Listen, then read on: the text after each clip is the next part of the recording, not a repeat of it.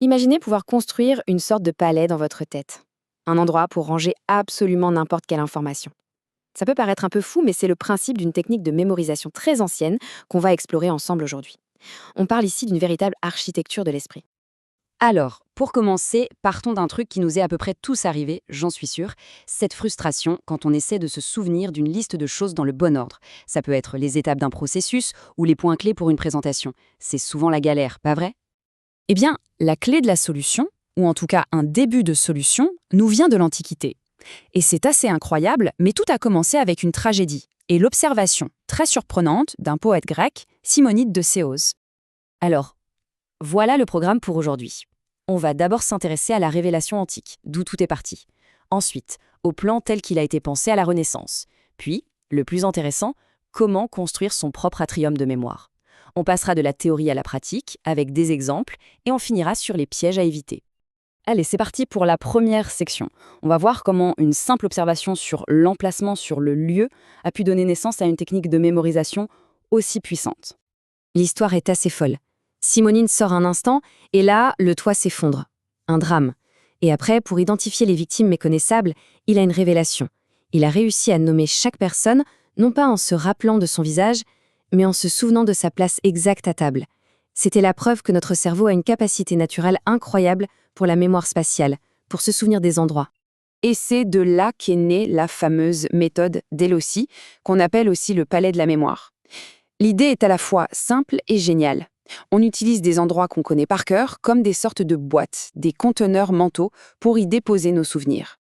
On fait un bond de plusieurs siècles pour arriver à la Renaissance, où un philosophe du nom de Giordano Bruno va prendre ce concept et le transformer en un système vraiment universel. Bruno, lui, il appelait ces espaces de mémoire des atria. Faut pas imaginer un grand palais un peu confus, non, non. Pensez plutôt à des pièces bien définies, bien délimitées, chacune avec son propre thème. Un peu comme les différentes salles d'un musée, en fait. Et c'est là qu'est tout le génie de Bruno. Plutôt que d'utiliser des repères un peu vagues et personnels, du genre «Ah oui, c'est près de la fenêtre» ou «À côté de la porte», des trucs qui peuvent changer, il a introduit une grille universelle et fixe, les points cardinaux. Nord, sud, est, ouest. Et ça change tout. Ça rend le système super solide et fiable. Bon, c'est bien beau tout ça, mais concrètement, comment on fait? Comment on construit un de ces espaces mentaux? En fait, le processus est étonnamment simple. D'abord, on imagine un espace, une pièce carrée, c'est notre atrium. Ensuite, étape super importante, on l'oriente.